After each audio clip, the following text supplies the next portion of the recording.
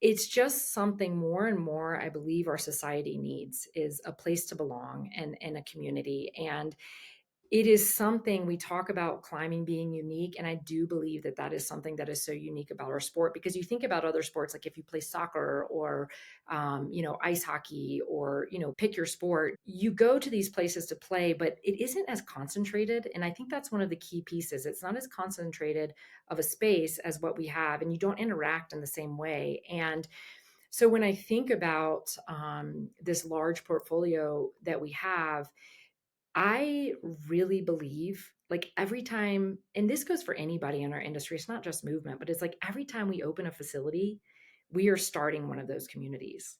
And if we start those communities and all that good that can exist there is emanating out into that city and that region, then we all win, right? I mean, that's like at the core of what we're trying to do.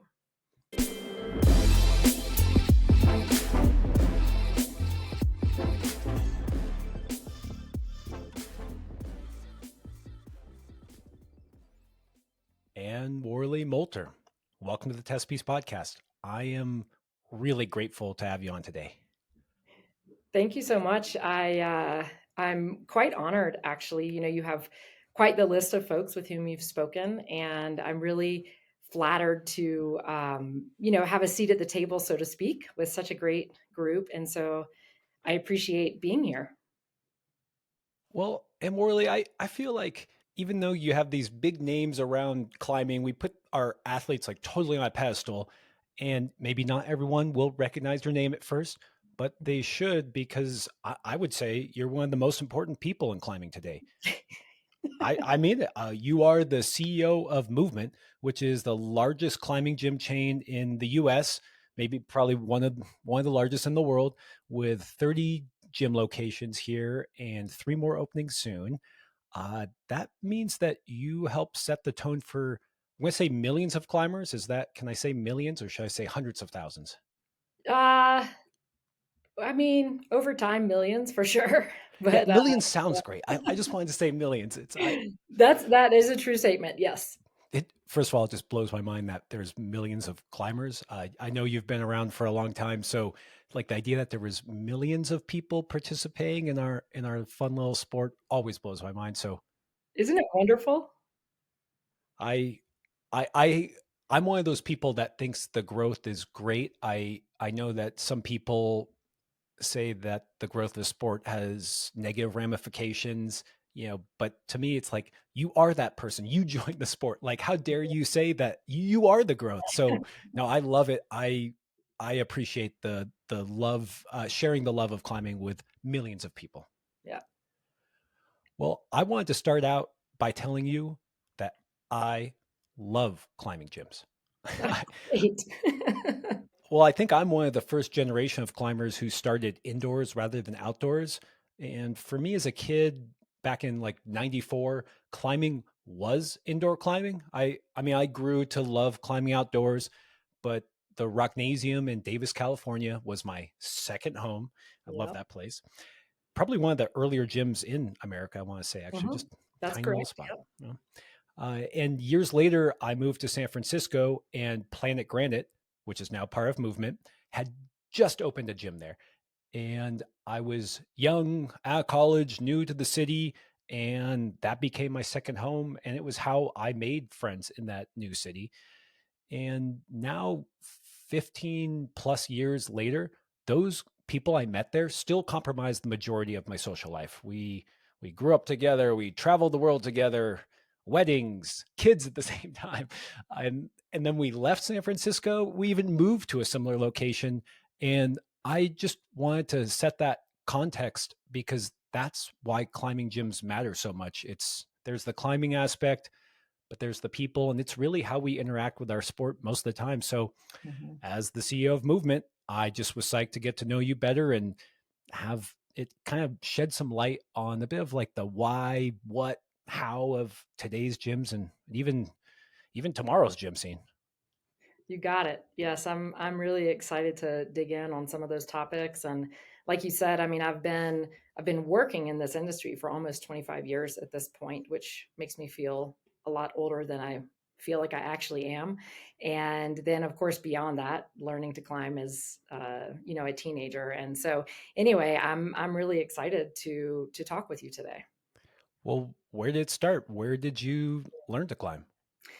Originally, it was your good old fashioned summer camp in Western North Carolina. And I think I was maybe 13 or 14. And it wasn't something, because this was before 1994, that gyms were not as prolific as they are now. And so there was an immediate connection there. But there wasn't this next step of going to your local climbing gym because they just didn't really. There was one. I'm from Charlotte, North Carolina, and there was one at the time that was there, but people just didn't really. It was still very fringe. People didn't really do that. And so when I went to school in Tennessee for college, I actually started climbing more there and more regularly and outside at Foster Falls and T-Wall and everything out that direction. And then when I moved to Colorado, that is actually when I consider that's the time I consider that I became a climber, and was outdoors all the time, indoors all the time, and then just never looked back. What brought you to Colorado? Was it climbing or was it just happenstance? It was happenstance. I graduated school and actually got a tech job in Dallas, Texas. And shortly after a group of about 30 of us started with this company, they had a huge reduction in force and we all got let go.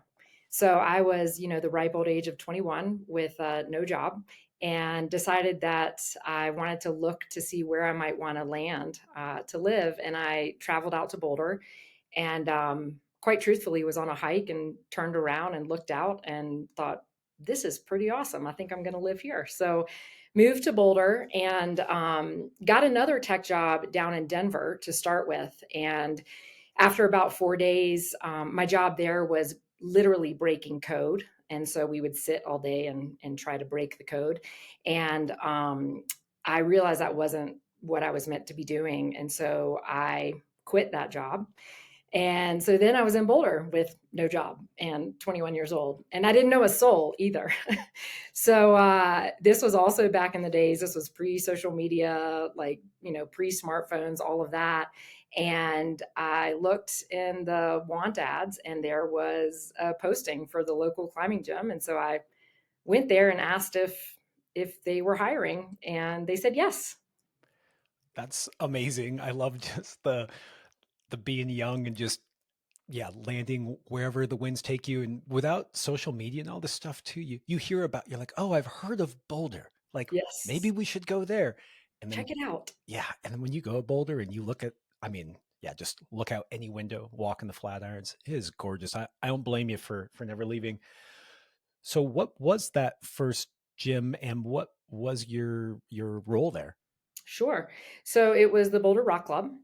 And I started out as the assistant manager when I was hired there, which was really a combination of front desk and head coach, and then some scheduling in there as well. So much like a lot of it has been in the past, where it was an amalgamation of several different responsibilities, but was able to make a job work there and started there in 2001.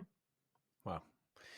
So I want to go back to when you first started climbing, just to set Yeah. the stage of what climbing was like back then. I'm just curious, when you went on a summer camp, like were you wearing a Swami belt? Were you top roping? Was just did you have climbing shoes? I just love going back to those eras and remembering what climbing was actually like. Yes, hilarious talking about Swami belts. We did actually have harnesses, but I learned at a place called Looking Glass, which is in North Carolina, and it is all trad. And it's these thin little eyebrows all the way up. And so, at that age, the instructors would lead, of course, and then we would follow on top rope. But yes, I mean, at that point, we harnesses and climbing shoes and all the rest of it. But of course, now it's worlds better than it was however many years, 30 years ago. Boy, a Yeah. long time, 30 something years ago. Yeah, it happens quick. I was just in Squamish the other day and I saw a guy wearing Boreal Aces. Do you remember those Yes. shoes? And I was like, Yes. dude, how? And they looked like brand new. He was like, they're still good. He had them resold like 10 times or something. It's amazing. I will say we do have downstairs, in our storage, like, gear room, we have some good old relics from back in the day, like climbing shoes and harnesses that we've kept just for that reason. Yeah, I wish I would have kept a few. I remember the Boreal Stingers were like these first downturned shoes, and they looked so strange to everyone. And yeah, okay, let's not get stuck in that. That's we have a lot of years to cover, so let's not get too stuck back in the '90s. Uh, okay, so you that was your first role in the climbing industry. Mhm. What where'd you go after that?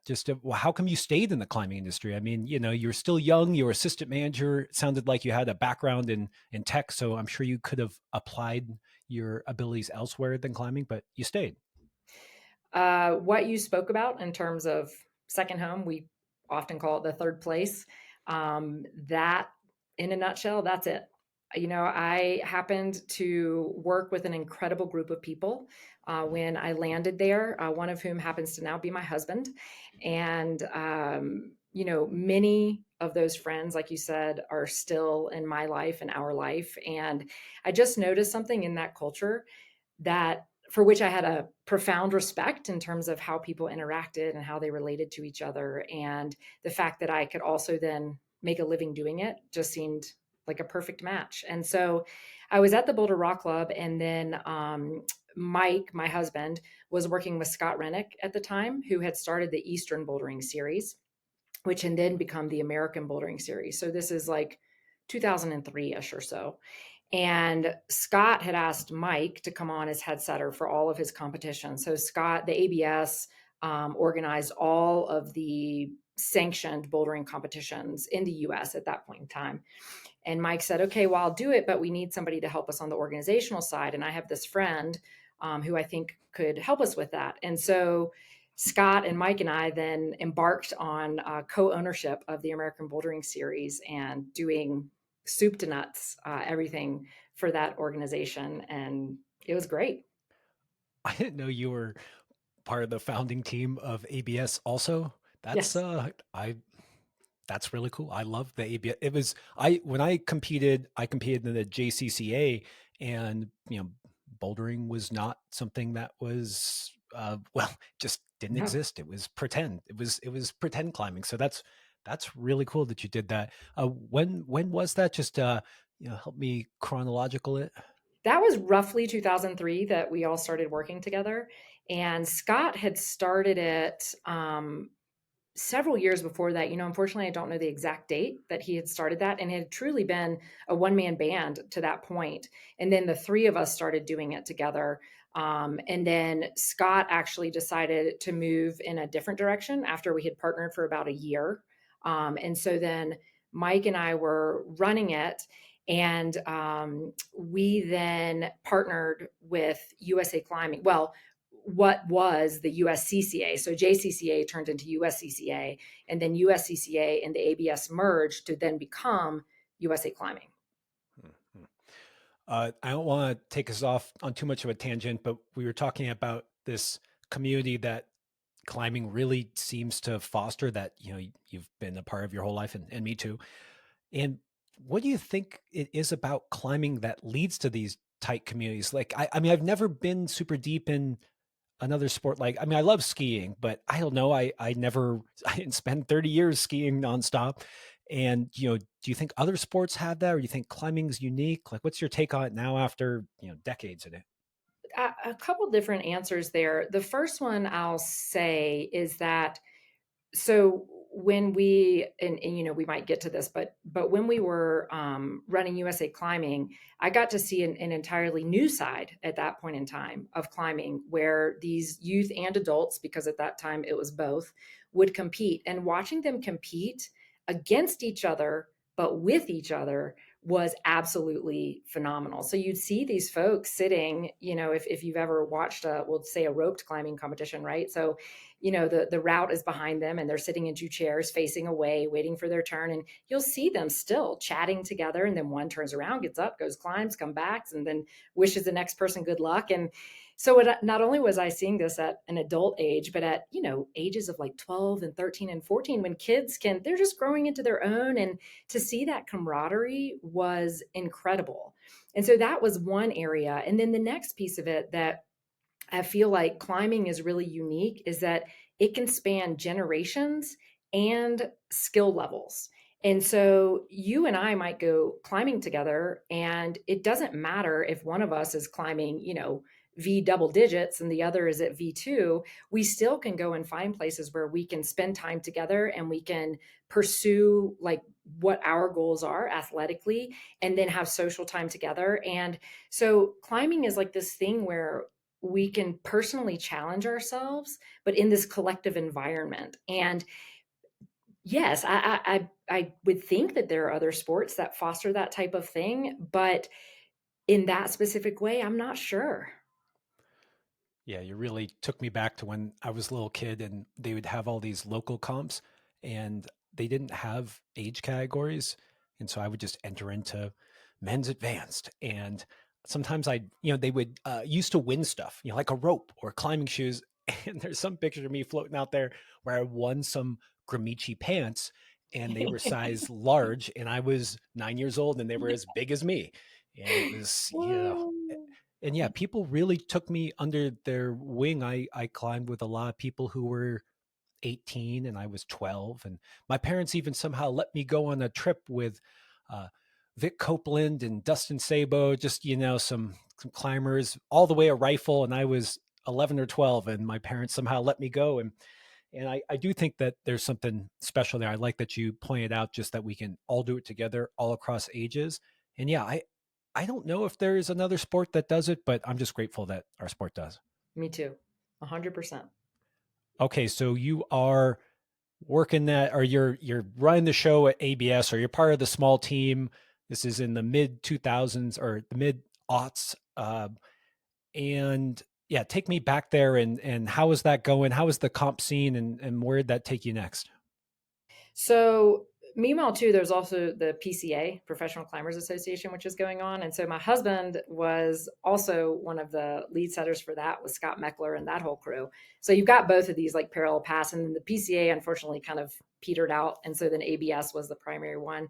And the first year that it was just the two of us, we went to the outdoor retailer show and we signed Eastern Mountain Sports, if you have any familiarity with them, as our title sponsor. And that was a huge deal because then Mike and I could actually start paying ourselves because before that we hadn't been. And so we're like, this thing can work.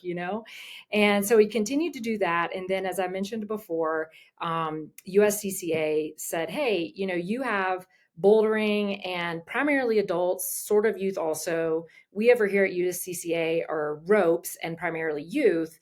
What if we came together? And so we sat down and talked with them. And at first we thought, no, we're really excited about this path on ABS and we really want to continue to pursue this. And, it's like kids and parents, and I don't really know what that's going to be like. And because, we're still like 23 or 24 or whatever, really young. And so actually said no the first time after dinner and then, slept on it. And the next day woke up and said, well, if climbing competitions are going to move forward, doesn't it make sense because at that time it was a pretty it was young, and so there wasn't much to go around. We thought, well, wouldn't we be stronger together than we would be apart? And so we went back to USCCA and we said, actually, yes, okay, we'll do it. And so they said, great, and can you be the executive director? And I said, I'm 24 years old. What do you mean? And so eventually I said yes. And so then we embarked on the combined, and we actually had the ABS and the SCS, so sport climbing series, that were both underneath the umbrella of USA Climbing, you might recall. Yeah. And so we did that for a couple of years, and then we sunset those names, but it was mostly just to get people used to what was happening with the integration of the two organizations. And so it was still just the two of us, and we ran all of USA Climbing out of Mike's parents' condo in Boulder. And at the time, we would have locals, regionals, divisionals, and nationals. We actually had 3 national championships during the year, like East Coast, Central, and West Coast, because people didn't travel quite as much. And so Mike and I actually went and ran every single regional, divisional, and national, and were, you know, head judge and head scorekeeper and head setter and, everything else. And it was awesome because we really got to know all of those gym owners and those gym communities really well. And eventually we had like Keenan Wagner came and helped us, and Chris Danielson came and helped us. And so we started to grow the team slowly but surely. And then also, fun fact, at the time, like Angie Payne and Daniel Woods and some of those folks, or they're a little bit younger than we are, and so they would come over and stuff membership packets at nighttime with us, to send those out to all the members for USA Climbing. And, it was hard work, but it was so much fun. And we really got to just help continue to grow competition climbing. And, now USA Climbing is where it is today, with lots of full time people and a real headquarters and all the rest of it. And, it was awesome. And we also, the one other thing too is, not only on the US front, but we also got to take the US youth team to youth world championships every year. So, like, to Ibarra, Ecuador, and Imst, Austria, Sydney, Australia, Beijing, China. And so that was yet another exposure to climbing on a global basis that we hadn't had, which was absolutely spectacular. That is so cool. I didn't know you were behind the scenes on all of that. And something I just want to share to everyone out there is sometimes when people see organizations, they often, if they have like some complaint, oh, this didn't start on time. And often behind the scenes, it's like a couple of people who are just psyched and doing their best. And I mean, it's amazing. Yeah, it shows your dedication and then your ability to craft something that you went on to become something great. So, but I always want to put out there that like sometimes it's just run by a couple of psych people and just that. It Thanks for doing that. And also shout out to Angie and Daniel for, I don't know, is. coming stuff in packets. That's cool. How come you got so interested in the competition scene like that? That's a very specific route, especially back then. That's a great question. And you know what? I don't know if I've ever been asked that question before. So a lot of it was like the next thing, on two fronts. One is, like I mentioned, the PCA was occurring simultaneously, and I, believe it or not, would compete in the PCA. Never at the level of all the really amazing folks that were there, but had a blast doing it. And so got that exposure. So first of all, it was something that I personally enjoyed, and I competed in like ABS nationals as much as I could, and so I personally loved it. And then also, when USCCA approached us about this opportunity, and we said yes, it was like, okay, well, we'll be involved in the industry in this way. And then when we were doing that, it was just all in. I mean, that was the only option, right? And so that's really just kind of how it evolved, to be perfectly honest. Nothing wrong with seizing the opportunity in front of you. It's, they say it's, someone's got to fill that vacuum. And I'm glad that you all put in the effort and made competition climbing grow to where it is today, which is, it's now kind of the thing. Yeah. And I got into climbing, like I said, as a youth, and I came out of gymnastics, and competition was kind of what sport was to me. So of course I competed. And I think that we're seeing that more and more today in climbing, where when people come into climbing, they often start competing right away. So Well, in part, just to add to, I mean, yes, we were the ones that were like orchestrating the different comps and all the rest of it, but it's been a huge group of people for USA Climbing. I mean, it's everything from like the gym owners that were committed to doing these comps with these, like, I mean, looking back, and we'd all get a chuckle at how, they just weren't quite evolved to what they were now. And, the volunteers, oh my gosh, the people that would come and volunteer like all day, for these events. And so it's this whole group of people that really brought it to where it is today. okay, so you are going to every comp. You are flying around just all over the US, even all over the world. And if I remember correctly, you and your husband opened up a gym in Boulder in 2009. Correct. What led to that shift? And yeah, take me to that time. Sure. So we are traveling, running USA Climbing, participating with the International Federation of Sport Climbing. And Mike, at first, my husband was looking in Denver, and he was the one that really wanted to open a gym. And I said, "That's great. I'm going to stay focused on this other stuff." And just wasn't getting a whole lot of traction down there. And said, "Well, what do you think about doing it in Boulder?" And here, so fast forward, we're like maybe mid 20s, 2026, something like that. And Boulder already has two other climbing gyms, and two, and also ABC, so two and a half, depending on how you want to count. And it's a town of 100,000 people. And I was like, in Boulder? And he said, well, let's just talk about it. And at the time, the community was kind of spread out, and we had been traveling to all these gyms, and we were starting to see like what we thought could be possible in the physical facilities that at that point in time, so at this point it's like 2007, had not been done yet. And I'll talk about that in a moment. And so we thought, well, if we build a gym, can we build it so that it's evolutionary in terms of like what it brings in uniqueness, so that it is really sets apart from what already exists, in Boulder, but in the larger country as well. And so we started thinking about that, and we said, yeah, we think we can do this. And so we found a piece of property that a group was willing to purchase before we had a business plan. And so did that, and then put our business plan together. Because of the reasons I mentioned, the banks wouldn't touch us with a 10-foot pole. So we had to rely 100% on friends and family for the first facility, for the operating entity. And what we focused on is, so our building was the first building of its type in the country, in so much as it was entirely green. It certified as like a LEED platinum. We didn't pay for the certification because it was quite expensive at the time, but we have a complete solar array on the roof. We have solar water heaters. We punched a whole bunch of skylights in the roof, so it's primarily naturally daylit. You name it.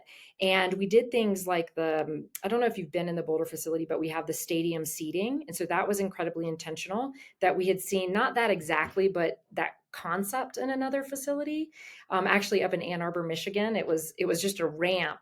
And we thought, well, what if instead of a ramp, there's seating there, so that when you come in, you're like at eye level of the climbers versus always craning your neck up. And it would also happen to be fabulous spectator seating for World Cups, which is also something that we wanted to, start bringing back to the U.S.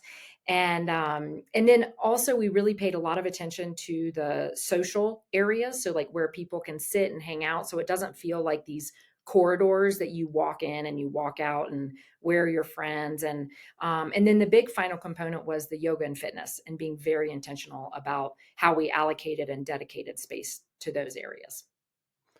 I have been to that facility, and the stadium seating, and just maybe it's the idea of the lead wall being a centerpiece fixture that when you walk in, you kind of feel it. You feel that awe. And I'm going to go back to the Rocknasium when I'm just a little kid, and it's a tiny, it's really tiny. They had a roof, like an arch, and it's like 20 feet tall. I don't want to say negative things. It's just, in today's world, it's small, but it always struck me as a little kid. And I remember looking at it and thinking, oh, that's real climbing. And when I went to that first movement, and I think the second movement also has that Yeah. stadium type of seating. I, that actually made a big impression on me. And I love that there was foresight, and it's cool that you just traveled to all these gyms, took what you liked, and made it your own. So, yeah. Anything else that you remember sticking out at you when you traveled that then you tried to input into that first gym? The stadium seating was marquee. And I would say from the ones in Europe really came like the idea of we didn't put a cafe in, but that type of setting where you could stop and do work and have space to do that, was another big piece that at that point, again, this is 2007, before we opened in '09, was not common in the US. And I would say those are really the two main main takeaways from the visits.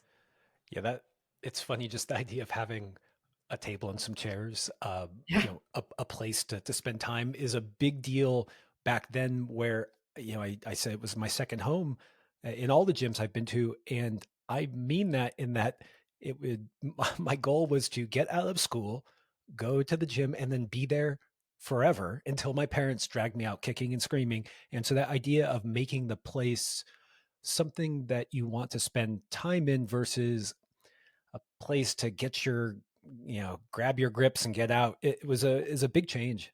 yeah, yeah.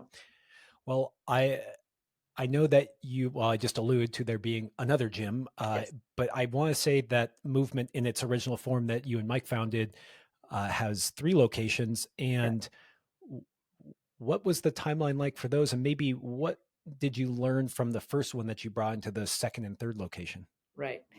So we opened the first one in 2009, and a tidbit is that we opened in July of '09. So mind you, the big recession, yeah, exactly. The big recession was '08, and opened in '09 in July in the summertime. And so somewhere around September, may have had a moment where I shut the door in the office and kind of went, holy crap, like what are we doing? Are people going to come? Like, are people going to show up and buy memberships? And it did, and it was fine, but it's not to say it didn't have its stresses. And so we had always had our eye on Denver, even back, if you remember, I mentioned that, Mike had been looking there initially. So the goal was always proof of concept in Boulder. I mean, this is our hometown, this is our community. Like, if we can do it here, we felt like we could continue to do it elsewhere.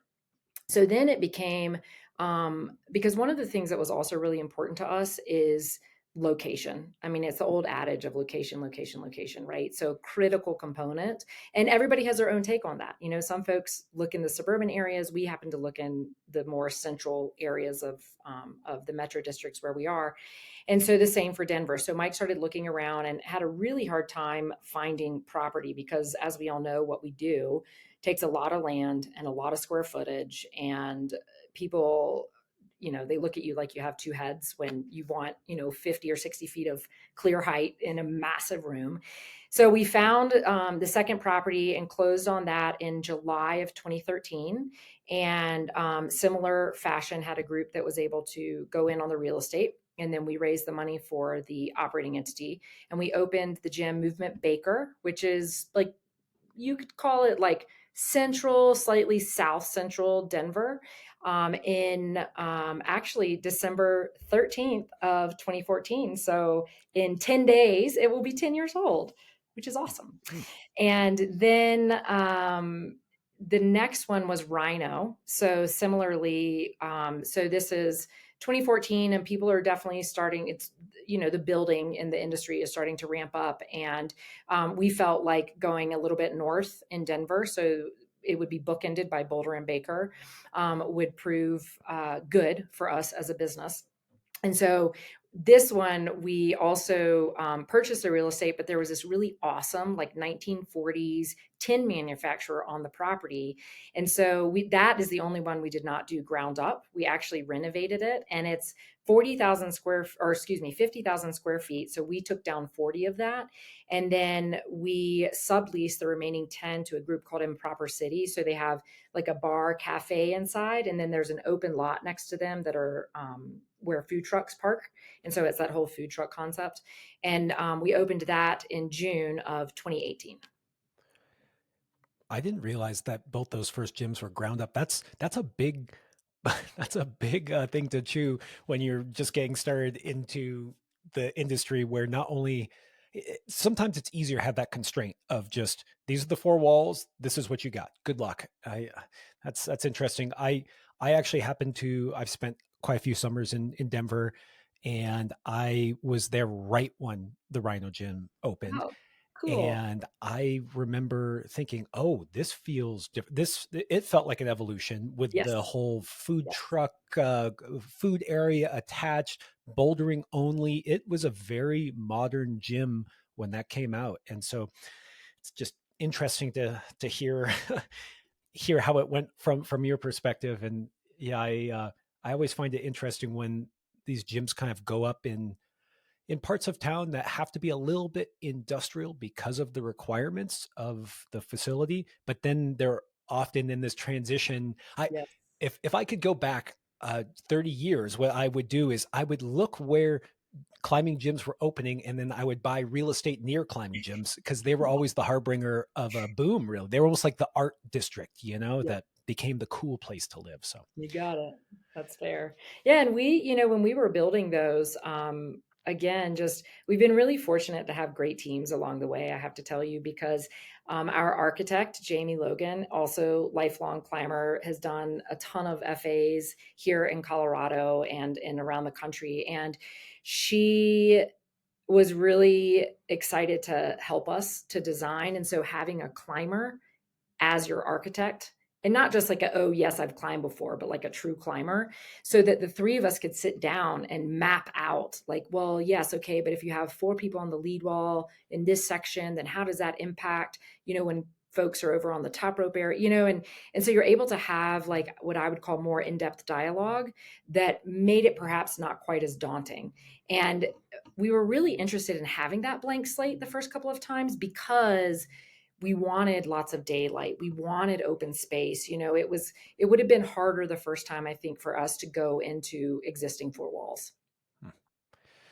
this may be getting a little too into the weeds, so apologize. But when I think of RiNo, one of the things I thought of that was really interesting is it's a bouldering only gym with basically with circuit grading and colors for each level of the circuit in the hold colors. So I don't remember it all, but we'll just say purple was, we'll say like V7 to V9, and black was, yeah, I remember reds were hard.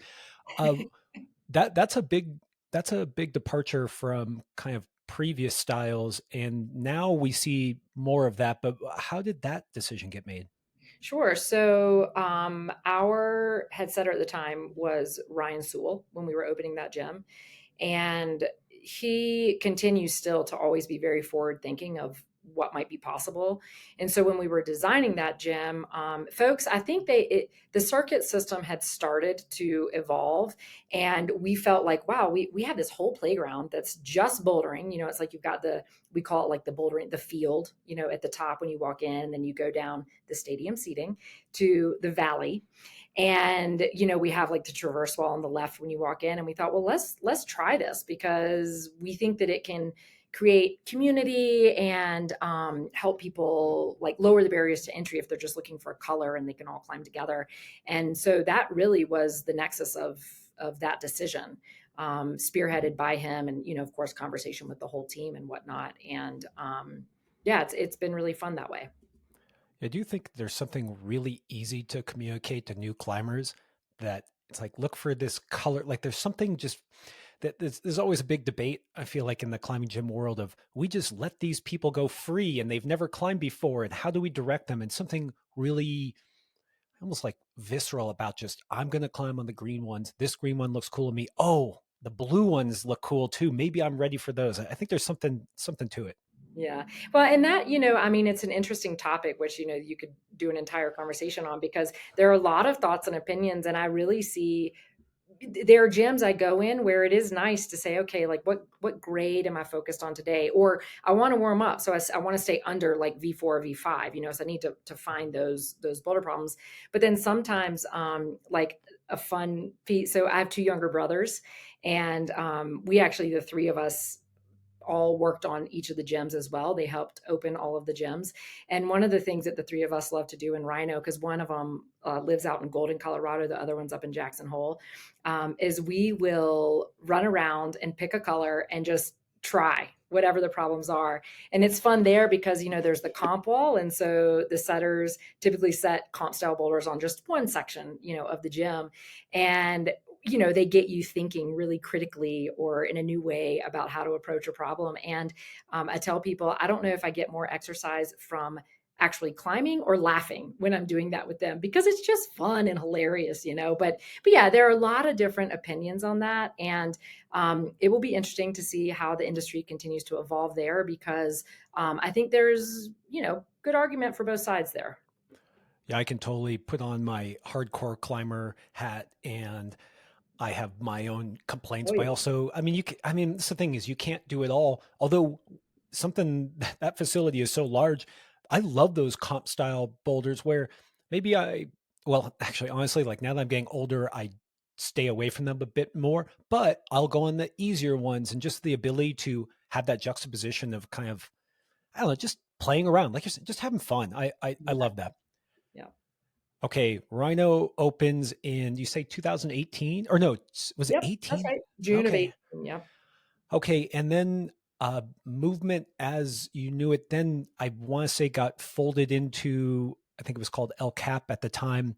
Correct. What made you join that group? I'm I yeah, just can you take me through that and clearly now you are back being the CEO of Movement as you were before, but it's a little different. So how'd Yes. that whole transition go? So we opened RiNo in June of 18, and that group came to us. So then fast forward to the beginning of 2019, and we, like Legacy Movement, our leadership team had sat down and we're like February, March, and said, okay, three gems. We need to sit down and create a strategic plan. Had a facilitator come in, started having that conversation. And one of the folks from LCAP called, and they had actually reached out to us several years before and expressing interest. And we said, we're flattered, but we're not interested. We have some great stuff on the docket. I think we had maybe just closed on the RiNo property. So there was a lot of momentum and it wasn't the right time. So one of them called the spring of 2019 and said, we were just catching up because I knew this person, and I said, yeah, we're doing a strategic plan, looking the next 5 years and what we're going to do. And this person said, well, so I guess it's too late to have a conversation about a merger. I said, well, if we're going to have it, we need to have it now. And so we both continued on the strategic plan and also had these conversations. And because Mike and I, it wasn't we weren't seeking that out, and it wasn't a foregone conclusion that we were going to join with this. We didn't know. We were like, great, why not have a cup of coffee, right? Like, let's have, and which is one of my favorite ways to approach life, because you never know what's going to happen.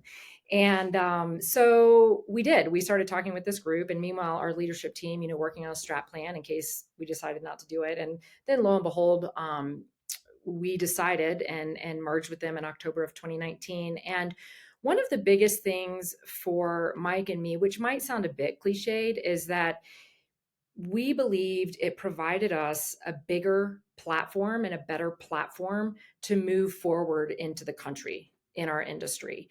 And as a true mom and pop friends and family group up until then, and we were doing very well and all those things, but as we had conversations with the LCAP group, there was a lot of uh, there was a lot of good energy in those conversations, and it seemed like there were a lot of things on which we were on the same page, which made us believe that we could then move forward in a positive way for the future.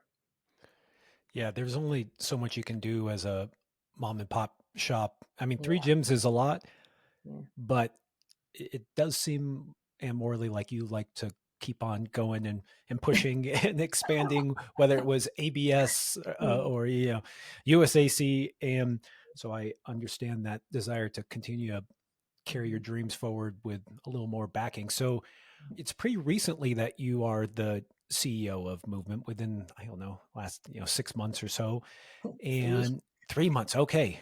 Uh, awesome. Was Yeah. it in 2019 that it became Movement, which is a great Right. name, by the way? I do like Well, it. thank you. Oh, Mike actually is the one who came up with the name in the beginning. But so merged in 2019, world fell apart in 2020, the beginning of it. So there was that whole thing.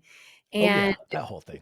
what is it, like the thing that cannot be mentioned, or whatever. But 2009. Boy, you have a penchant for choosing these times that are actually maybe it was a perfect time for you all to. Anyways, yeah. well, yeah, I know, right? As the case may be. Mm. So anyhow, went into 2020, and everybody was just finding whatever lifeline they could across the country. I mean, just everybody knows.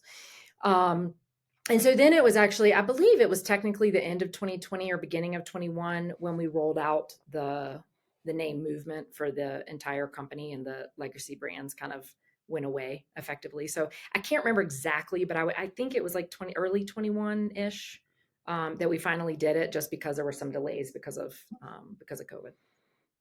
So now you have been traveling all over because of your new position as the CEO. You've been traveling all over to every single movement gym in the US. Am I right on that? That's correct. That's a lot of traveling. Yes. Uh, what do you see? You've done this before. I'm guessing that back when you were with USAC and ABS, these gyms, some of these existed back then. So you're going now to it with a Oh whole yeah. different lens. What are you seeing in today's world versus 20 years ago? And what's it make you thinking about? What does it make you think about what ties movement together? Great question. And yes, because some of our gyms are of an older vintage, it is a total trip to go back and, not having been there for 20 plus years to some of them, and to see them. And first of all, I'll tell you, yes, I mean it's a ton of travel and a lot of scheduling and all the rest of it, but I actually love it. I love going into the facilities and talking with our team, and like we did a climbing session at every gym, just like this very casual, come and climb if you want type thing for team members, and getting to know members and guests. One of the first gyms I went up to in New York, I mean, I think I must have met like 2 dozen members there, because they were so excited about their community. And um so it really brings me a lot of joy when I go there and get to spend time with everybody. And I know that's not everybody's cup of tea, but I really like it. So that's the first thing. And um, you have the gyms. It runs the gamut. You have the gyms that have been around for 20 plus years, and then you have the ones that are just being built now. And so the evolution in the last couple of decades has been tremendous, because we have such a nascent industry. I mean, it was only in the 90s really that gyms started popping up to a point where they had regular memberships, and kids started climbing, and some of the stuff about which you were speaking earlier. And then to see what is being built now is night and day. You have these beautiful facilities that have tons of windows and saunas in the bathrooms, and all different angles, and 4 different boards and yoga rooms, and so it's everything. Like, you see everything. And in terms of what ties it together for movement, um, really, I believe, is the experience itself. And I think that, like any company, and part of the reason I'm back on board is to work with the company as a whole. And there's little things I see that we can improve here and there in terms of the experience, but I really believe it is that when people walk in, it's like what they feel from the team members that are there, from the front desk, from the route setting, what classes are being offered, that is what makes it like the movement experience. Gosh, have the facilities come a long way. Yeah. I went to college in Santa Cruz, and I would drive over the hill to go to what was then Planet Grant Sunnyvale, now Movement Sunnyvale. And I'll never forget walking in. This must have been maybe 2005 or something, 2006. I don't know, a while ago. And what did it for me, this is hilarious, is there was a gree on every top rope. Yeah. And I it's just, for me, that was mind blowing, because gree were a very expensive thing. And just Oh the yeah. idea that it could be on every rope to make everyone safe and easy. And yeah, I, I think it's underrated how much gyms have grown, and not just in number, but in just quality. Yeah. You've seen it too. I mean, it's like you've seen a lot of these gyms, and what they were and what they are and everything in between. So when you're visiting all these gyms and seeing where they are now, what does that make you think about the gyms that you all are going to be opening in the not too distant future? I know that you told me and said publicly that there's 3 gyms in the not too distant future. Mhm. When you get together and think about how to create a new facility, what have you learned by seeing gyms from the Yeah. 2000s to the just last year? Yeah. Well, I mean, that's the fun part, right? It's like when we select a new location and start, whether it's a retrofit or a build to suit, you get that's like the sandbox. That's where everybody comes together with like decades and decades of experience and also opinions on what these can look like inside. And so it's an ever learning process. It's building off mistakes from the last time. And that's the really interesting thing, is that even with all these decades of experience and building all of these gyms, you still make mistakes. You still screw up. It's like, we didn't, we did this section of the gym this way and it actually should be over here, or should be a different angle, or etc. And so you get to build off of all of that. And then the fun thing about it being a sandbox is, like you were talking about with RiNo, you also have the creative license to try new things. And so as the sport continues to evolve and as people continue to ideate and have these creative conversations, it's like, okay, well, we have this idea and we're just going to try this here and see what happens. And it's really fun to get to design these gyms and have these conversations. So what I'm hearing you say is that you see all, you all have a portfolio now of 30 gyms to learn from. You build a new gym and you get to try something that you learned from, or maybe just a new idea. And then something will inevitably be not perfect in that gym. And then the next gym will hopefully, be one step better and try something new. So does that mean that the goal is not necessarily that each gym is identical, but just that each gym has something new and then you learn, and it's like a ever evolving, ladder? Absolutely. I mean, you want to deliver the best experience, right? And I feel like it in human nature, like things are always going to get better. You always tweak the last idea to get to the next best one, and these are no different. And then of course you have different constraints, like what is the building size, like what is literally the container of it, and what is the height you're working with, and are there funny pieces with the HVAC that are running through the building? You have to take all these things into consideration. So inherently they have to be different. And so then you combine those two things, like the differences that you're going to have with the ideas that you can bring to the table, and then that's how you create the next one. What are some of the things that a new gym must have now that you've learned along the way that's just like this, no matter what new things we try, we got, check this box. Yeah. I don't think any of this is going to sound like, rocket science or anything to you, but it's, if you're doing a full service, you've got to have the ropes, you got to have the right terrain, you have to have, vertical, some slab, overhanging. Same thing with bouldering. I would say one of the must-haves now with bouldering is, if you don't have a physical cave, you have to have something that is that angle. So, you're talking like 50, 55, 60, depending on how brave you are and what your community is Awesome. like. So that's one of the things. And then there are some things that I think are still up for debate. A lot of our gyms have saunas in them. And I think there are some folks who would say, absolutely, a gym must have a sauna if I'm going to join there. And others say, I don't really like, okay, fine, but not necessary. So while there are some things that are required, I would say, quote unquote, there's still a lot of room for conversation around what people are expecting. So when you say a full service gym, we're talking about, I'm guessing a rope gym, it has Versus, ropes, yeah, versus bouldering only. boulder. So, and I know that there's going to be weights, there's going to be things that make it a third place. So when you said full service, when I think of movement gyms, I think of full service gyms. Is there any future where there's going to be movement gyms that are, more geared? Like, is there a niche there that you are Mm. exploring with like just bouldering or small things without the sauna? Yeah, yeah, great, great, great question. So, the old, like, never say never, right? And thus far, we have defined our identity and our brand as climbing, yoga, and fitness. And so the variation there is that there are sometimes bouldering only gyms, but you're still going to have that yoga and fitness offering. And otherwise, it's going to have all of that plus ropes. And so I'll just say it this way, like right now, we're not contemplating anything that would be geared towards like training specific facilities, for example. And you're starting to see some of those pop up around the country. And I'm really curious to see how they take, and what is the type of community, like what are their members and guests like, and does it also continue to grow like the more traditional facilities that include all of those items. But I think that's something that's going to be really interesting as we jump into next year for movement. And, as I continue to settle in this role, is refining and honing in even more on who we are as movement and what defines us and what really sets us apart. Because there are little things in there I think that we can still uncover.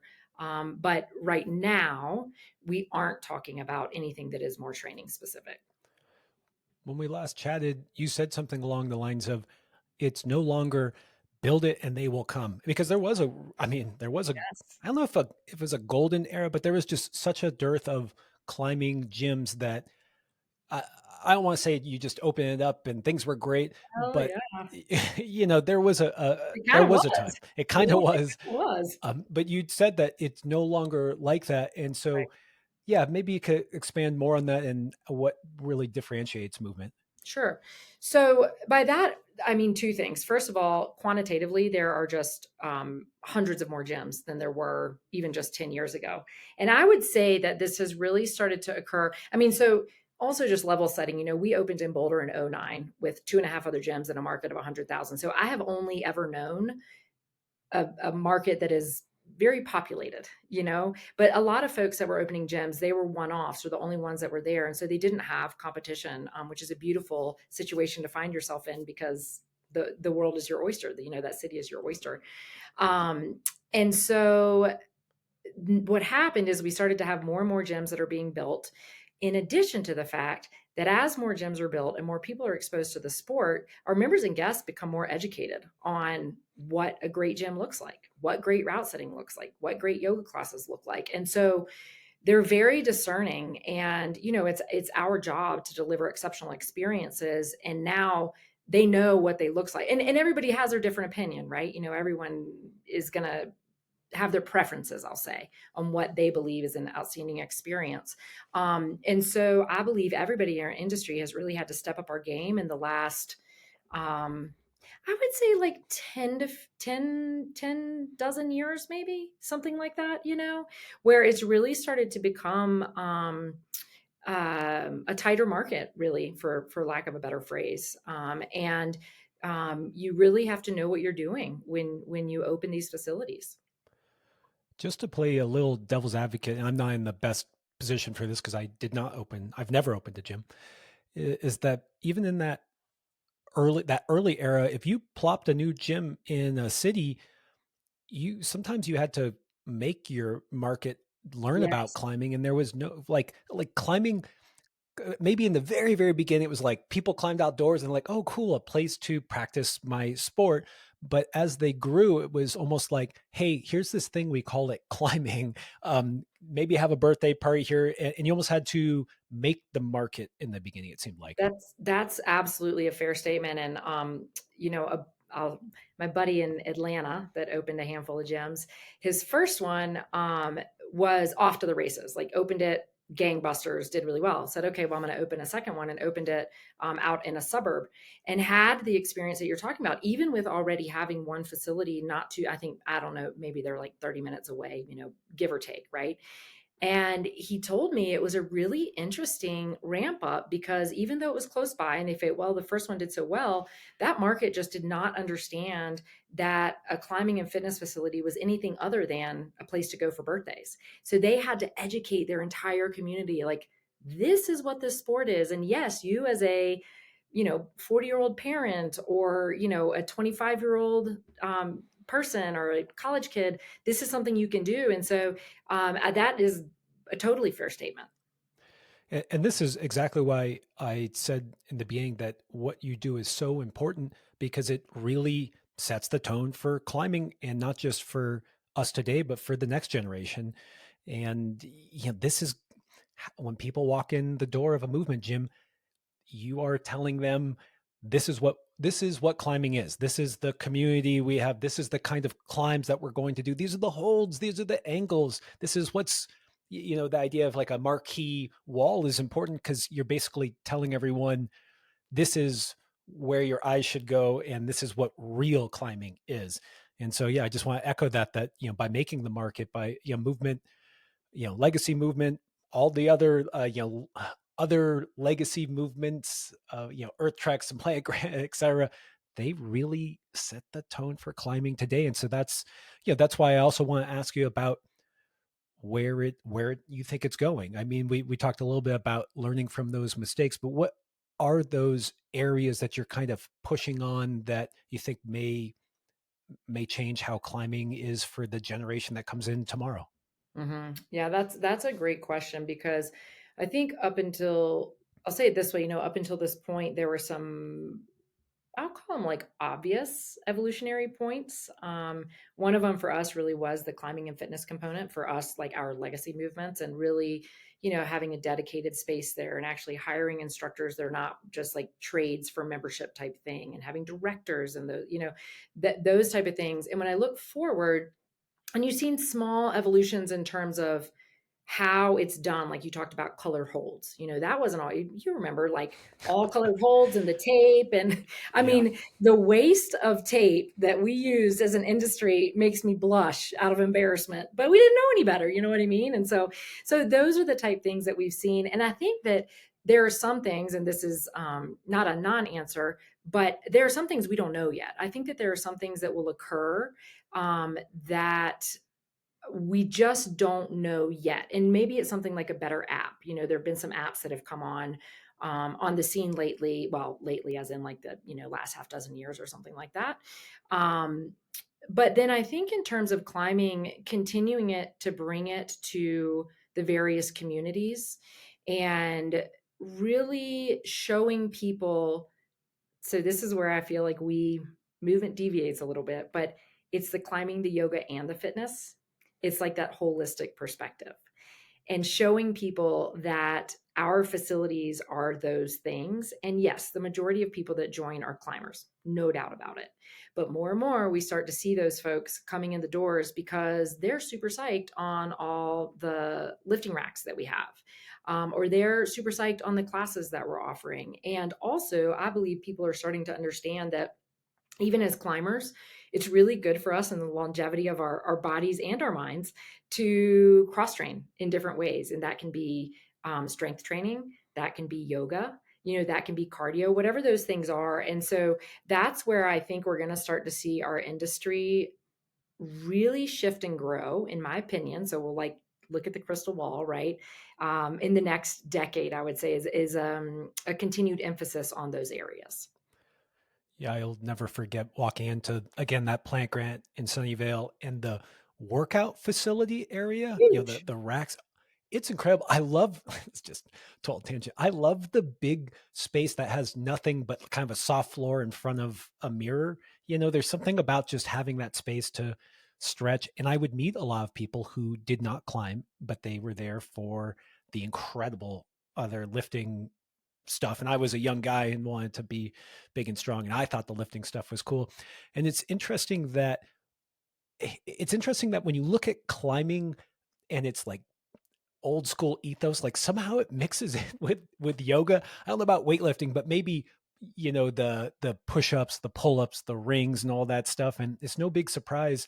And yeah, I mean, I can hear pushback in my other side of my hardcore climber head that's like, hey, you just give me a cellar with a Yeah. couple of like my buddies and a couple of wood holds and I'll get strong.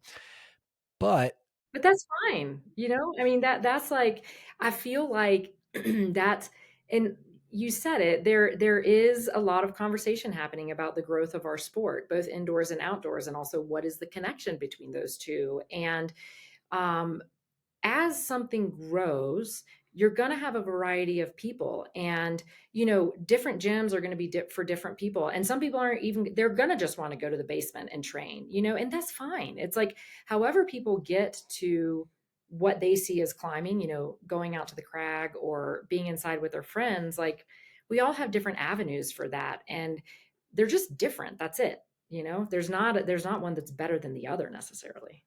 yeah, I love the extra options. I gotta ask a little bit about that connection to the outdoors, and maybe this is a better question for Ward, Ward Byram, who I did a podcast with not too long ago. Definitely listen. I'll put it in the show notes. Uh, what is the connection to outdoors now, if any? And I'm the kind of guy who I love the outdoors, but like I said, I loved the gym. And to be honest, when people started pushing me outdoors as a 10-year-old, it's like, you guys, this is scary. This is sharp. We have to hike. And so I see them as being kind of different disciplines almost altogether. But that's me. So yeah, what's movement's take on that, Yeah. or your take, I Um, should say? well, yeah, I mean, I'll give and answer this both kind of my personal perspective and, whether or not it's like movements, but because it's a challenging question that we as an industry are wrestling with. And we have great dialogue with our local organizations, like local climbing LCOs, and also Access Fund at a national scale. And personally, actually, I've been having conversations with the Access Fund and like the previous executive director for years, because we're like, how can we make sure that we're being good stewards for the outdoors as we're bringing all of these folks inside? And there's a whole host of questions there because, like you said, there are people now that start in a gym and they don't ever want to go outside. Like all they want to do is be in the gym. So it's like, okay, well, we can't have something be required that somebody watch or somebody do because, from an experiential standpoint, some people just don't care. And then you've got the folks that really want to do it and already have a mentor. Because that's how you and I grew up, is like to go outside, you had to have somebody take you. It was not as readily accessible as it is now. And so we had the wonderful fortune of having people take us out, teach us about leave no trace, climbing etiquette, all those things that make it enjoyable for all of us to be outside. What I think is great is that we are all still of an age where we're outside all the time. And so we can all help when we are outside. If you see something, say something to somebody or, just mention what have you. But as specifically like the indoor industry related to the outdoor industry, I think that that is an equation that is not yet solved. And I think a lot of people are truly at the table trying to figure that out. And Access Fund has piloted a handful of programs over the years, like the indoor to outdoor transition, et cetera. And within gyms, I think a lot of gyms, and I'll speak like generally for the whole industry, I know that a lot of the classes do teach tidbits of if you're going outside. Some of them even teach like building anchor classes and everything else. But that's a puzzle that's not quite solved, that I personally feel like is an important one to do so that we continue to preserve and conserve the areas that we go and play outside. It's so tricky because I really did have mentors, and like you were saying, you couldn't just, well, for one thing, you didn't boulder, you can't just go and trad climb without someone showing Yeah, you the ropes, because you literally. you will there's danger involved. And sometimes I would get upset at people, I don't know, playing a bunch of music, or I just brush some holds, I'm about to go up and climb, and someone jumps in front of me and they've just eaten a salami sandwich, and they're Oh, and like, I mean, I get upset, but also, like, if they don't know any better, like, who am I to, I have to help, and because someone helped me. And so I but as the industry scales, like, I think that what someone might say to be mean about it is, well, isn't it on, movement, or isn't it on these gyms that bring, there's been a lot of growth in climbing primarily through indoor climbing, and so, is the onus on you guys? But then I don't know how you could even fix that. Like, how can you tell everyone that comes through your door, hey, don't climb right after eating salami sandwiches? Like, that's not gonna, that doesn't even make sense. So I don't yeah. know. Open question. It's I agree. yeah, I mean, yeah, and I don't really I see the correlation, I hear the correlation. I have friends who have written articles that, talk about how disappointed they are about the growth of indoor climbing because of the perceived negative impacts on the outdoors. But I would say, isn't it also on us to find the solution? I mean, sure, like yes, what you stated is a fact. Like our industry is growing primarily because of the number of climbing and fitness facilities in the United States, that therefore means more people are outside. Okay, true. And if that is a problem, then we all need to come together and start figuring it out instead of pointing fingers in the other direction or saying, or throwing your hands up and just saying, well, we can't worry about that thing. And I don't know if it would ever be, again, like problem not solved, equation not complete. I don't have the answer. And I don't know that from an indoor climbing and fitness facility perspective that there is a requirement or a mandate or a concrete obligation necessarily. But I just believe at least being open and willing to have these conversations, there've got to be some like subtle ways even that we can help in, I'll call it like that mentorship seat, right? in helping people go outside. Well, at the very least, it always starts with an individual. Like someone saw me running around at 10 years old and said, "Hey, kid, you're an idiot. Stop running under people." Yeah. And maybe they didn't say it like that, but it's Yeah. don't. It's always this thing like don't tell everyone else what to do, or don't say you need to fix the problem. At the very least, start with yourself. But I don't know. I do see indoor climbing being such a different discipline from outdoor climbing. It's getting more and more differentiated, It and is. so yeah, I'm I don't know. You Interesting know, to have the discussion though. it is. The Marcus Galaris, who's the president of the IFSC, made a really interesting comment. I mean, it's probably been like 15 years ago, and he said, because people are getting really hung up about competitions at that point in time and saying that they weren't simulating outdoor climbing, and he said, look, he's like, when people are in the Olympics, so put yourself back in like what year would that be? Like 2010, 2005, pick a year. When people are in the Olympics swimming and they're in that lap pool going back and forth, picking their different sport, that is not the same thing as getting out and swimming in a lake or the ocean, but they're both technically swimming.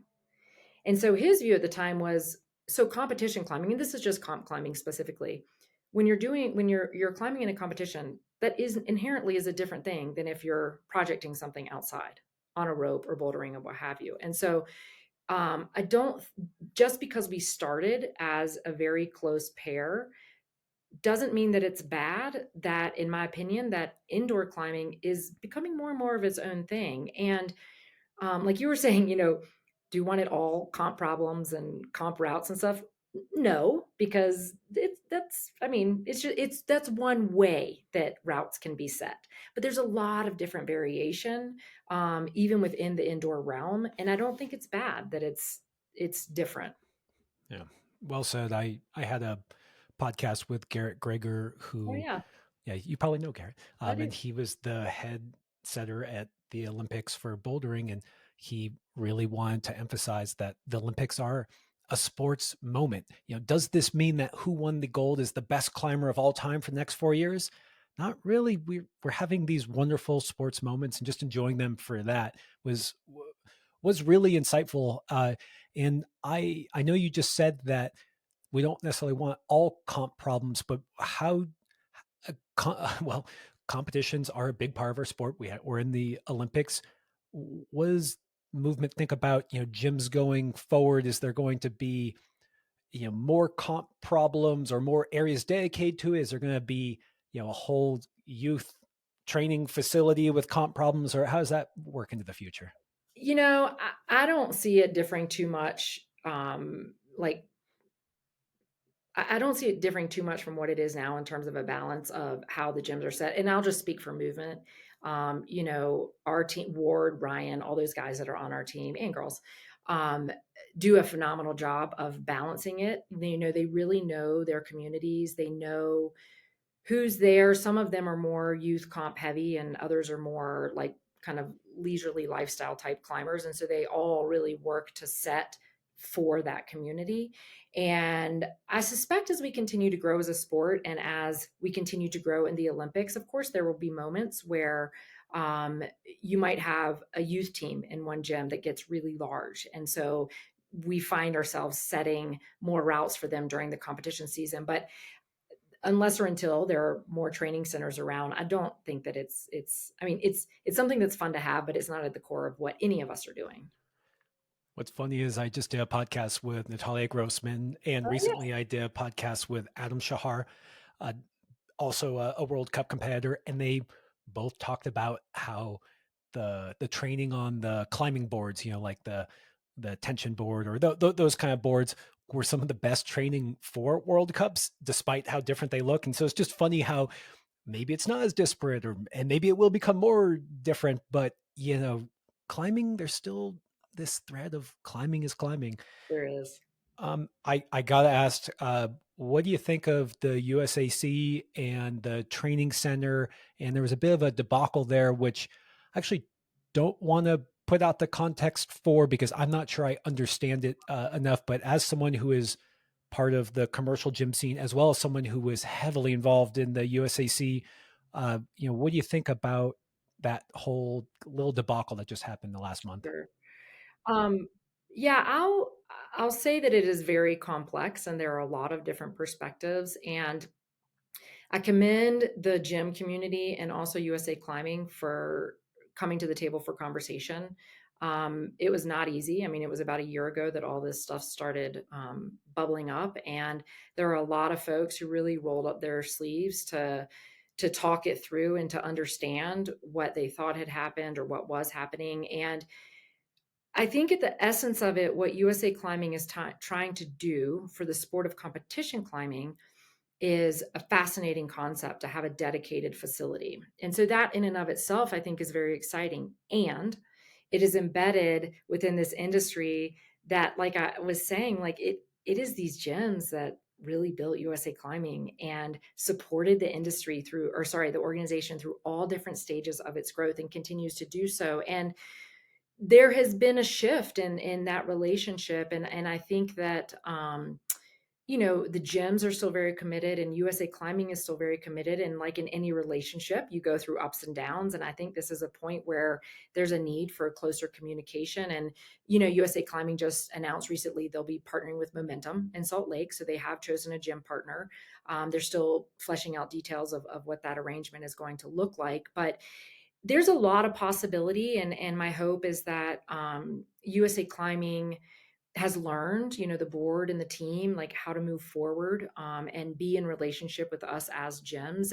And I do wear, kind of both hats in that conversation because I have such a deep history and respect for USA Climbing and what it's trying to accomplish. And then also, obviously, I work in the gym industry. So it is complex, but I think there can be a solution as long as people are continuing to be willing to talk and to figure it out. Yeah, I appreciate you shedding some light on it since you have kind of worn both hats, been maybe at both sides of the table. And it just sounds like growing pains because I would say I want to see our competitors have the best facility they can to compete on the world stage. I mean, who doesn't want to see that? But we also all recognize that they they got to where they are by being in the gyms and by going to those competitions at all the gyms, and it's a small community, really. It You is. all, it's not that big a community. So I hope cooler heads have prevailed and that it's onwards and upwards, because I think everyone wants more climbing and for the US to treat our best athletes to the best facility. So okay, I started out the podcast by talking about how much the community meant to me, and I know the community. I mean, you are part of that small community we just mentioned, and so I just wanted to touch on that at the very end because you run a large portfolio of gyms. There's new gyms being built. How do you think about continuing to foster community and climber? What does community even mean to you as the CEO of Movement, and how does that kind of look going forward? Oh, that's such a great question because I I just have, I mean, it's like we talk about the climbing community and it is a visceral feeling, positive one that I have like in my physical being that I know what it is like very like on a personal level to walk into a climbing and fitness facility. And the way I describe it sometimes is like it's you're putting on your favorite hoodie. It just feels right. It feels good. The over the years, the decades, seeing the relationships that are built in our facilities, there are lots of marriages that have happened, babies that have come. We had a memorial one time hosted at Movement Boulder.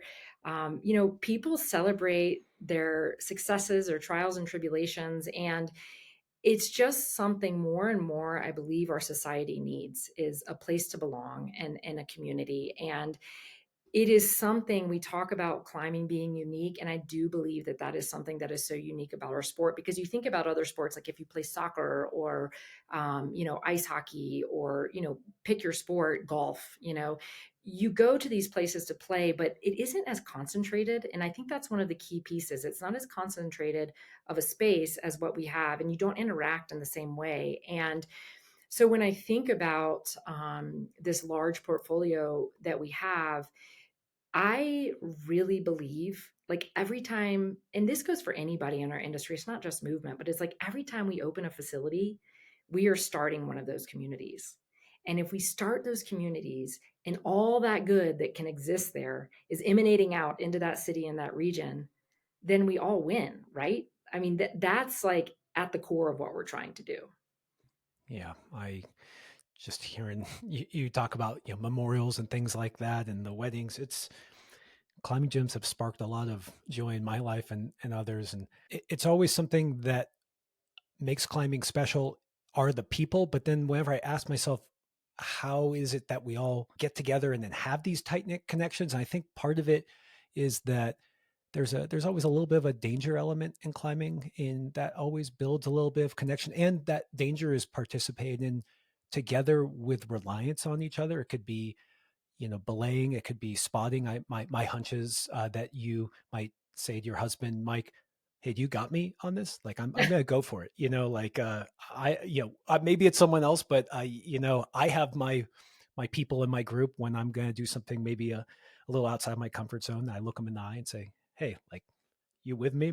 And then you also get to see people fail again and again, and how do they handle it? And I think you have some insight into those around you when you see them you know get really close, throw a bit of a wobbler, and then say, hey, sorry guys, it just meant a lot to me. Well, Charlotte, I was talking to Charlotte Bosley earlier this morning, and she's our CMO with Movement. And I've also known her for 20, we competed a long time ago together. So we've known each other for a long time. And she was sharing, and I think she'd be okay with me sharing this, is that her son is 12, I think. And she was talking about this very thing today, is that she watches him get up and try a move and fail, and get up and try it again and fail, and watching him grow as a human. And that's actually a piece of advice I got very early on from one of our advisors. And the going was a bit tough at the beginning, as it can be, and he said, well, you got to figure out what it is that when you get knocked down for the ninth time, what is it that's going to get you up for the 10th try? And that's like climbing. Where else do you get that? It's like you can fail a lot and keep trying and honing in how you're doing it, what your approach looks like, and it can make all the difference. You're going to fall a lot if you climb for 30 years and you got to keep on getting back up. You do. Okay, Anne-Worley, I know that there's going to be people who say, hey, you all are these big giant gyms, you guys do have saunas, it's a big sauna, and some people pine for those days of the basement. And we just talked about how, hey, look, there's room for that niche as well. So what I wanted to hear is some of the benefits of having institutional backing, having the ability to you know basically be a larger company than just a mom and pop shop, and what makes that special compared to what we've seen before. Right. The biggest thing is the size of the team for me, and having a fantastic group of people helping to lead, like our leadership team for Movement. And having the backing that we do definitely enables us to grow, perhaps at a faster clip than we would have otherwise.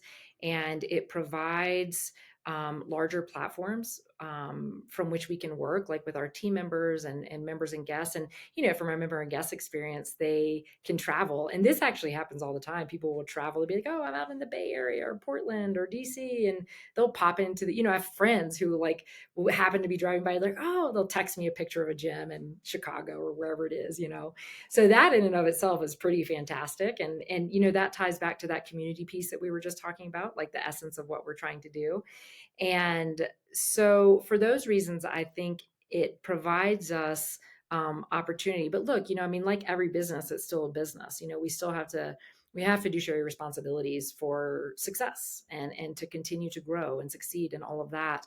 But it's just done with a slightly different, well, like you said, it's done with different backing. And so there's opportunity to have, bigger conversations. Something you touched on earlier when we were chatting is the impact on the team, as in there is a team and there is careers available. And when I chatted with Ward, he something that he kind of wanted to point out was like, he's like, I'm kind of part of this first wave of setters. Like we're kind of just, I don't want to say making it up as we go along, but we're always breaking ground. And if you were to tell young Ward, maybe young you, that there actually is a there is a future for you, and because this industry is growing. So I just kind of wanted to call that out as something that is really cool.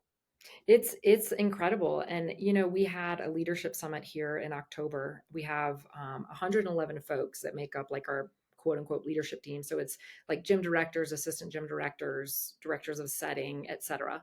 And first of all, 106 of them came, which was amazing.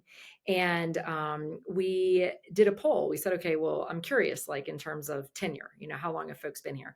So fully 75% of that group has been with movement for at least 3 years. And then 50% of that group has been with us for 5 or more years. 25% of that group has been with movement for over a decade. And I was blown away by the opportunity and also the level of commitment. Like, that is a heck of a lot of people saying, I am all in to this industry. Like, I am all into this company because I believe there is growth and potential here. And what Ward described to you is exactly it. Like, we have this chance now to grow this industry. And, like, I think that's also, I talk about, I really want movement to become a great enduring company. And I think that's one of the aspects is we're just on this cusp, and, like, maybe we can't quite see what it looks like, but even more so, like, providing these opportunities for our team members. And even if it isn't like a full-time salaried position, but all of these skill sets you gain as a part-time person at one of our facilities, and, the integration into these communities, there's a lot of opportunity there.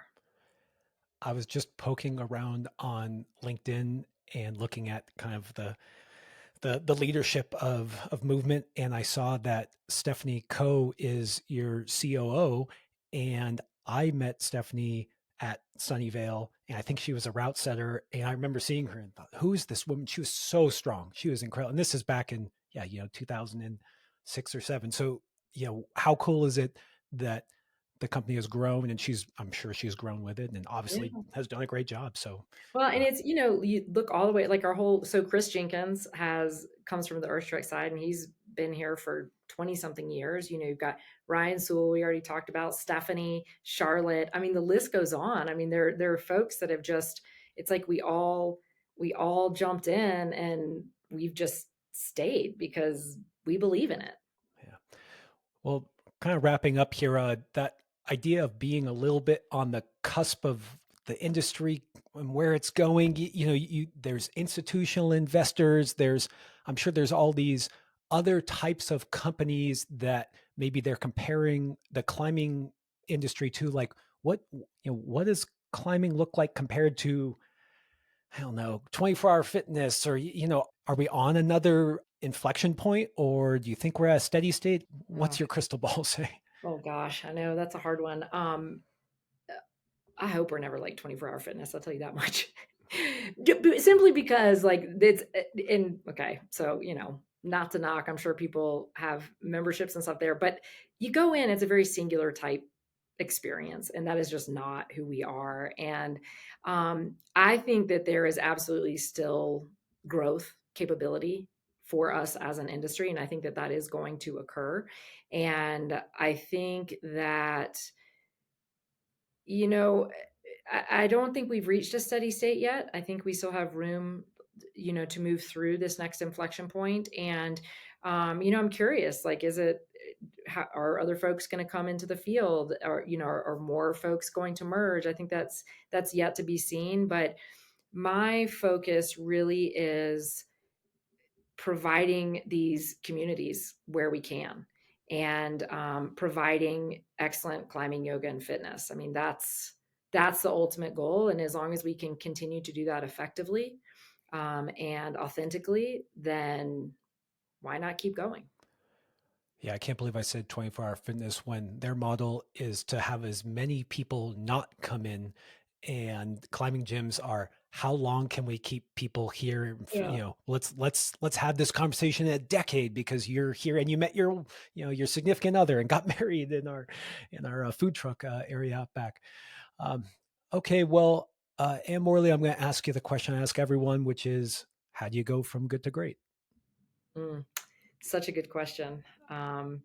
And I think the definition of that is a funny thing because you can get, just like any business, the businesses can be good and they can follow what they think is the right steps to becoming a good business, and good is fine. But great is all about the experience where you walk in, and from the moment you step in the door, it's moments of surprise and delight. And every aspect of what you touch is the best experience. Like the route setting is intriguing and is well done. The classes that are offered are at the right times and are the right difficulty. And the folks that welcome you are really committed to being there. And so I believe the journey from good to great is a slow and disciplined unlock of each of those things. It's not something that is just going to happen overnight. And it's not that one thing that any of us are going to do that's going to all of a sudden catapult you to like the status of greatness. But it's that continued commitment, like getting up every day and showing up in the best way possible. It was really cool hearing your journey through the 3 gyms you opened up on your own. Well, maybe not on your own, but as legacy movement, and then knowing that now you're have a bit of a bigger bankroll to then continue to iterate and learn, and just it really ties into what you said about disciplined attention to details, and it sounds like also over decades, not just overnight. Yeah. So Yeah. um, 10,000 hours. very cool. Mm. That was great, and more. I'm excited. Like Yeah. I said, I love climbing gyms. I can tell that you love climbing and climbing gyms. And good luck on this next role. Awesome. Thank you so much, Josh. It's really been a pleasure. All right, take care. Okay. Now. Thanks for tuning in. If you'd like even more content, go to patreon.com/testpiece. And while you're at it, share this podcast with someone you know who would love it. And please leave us a review or rating at wherever you get your podcasts. We've also got tons of great content on YouTube and Instagram, so don't forget to like and subscribe there. Okay, see you next week.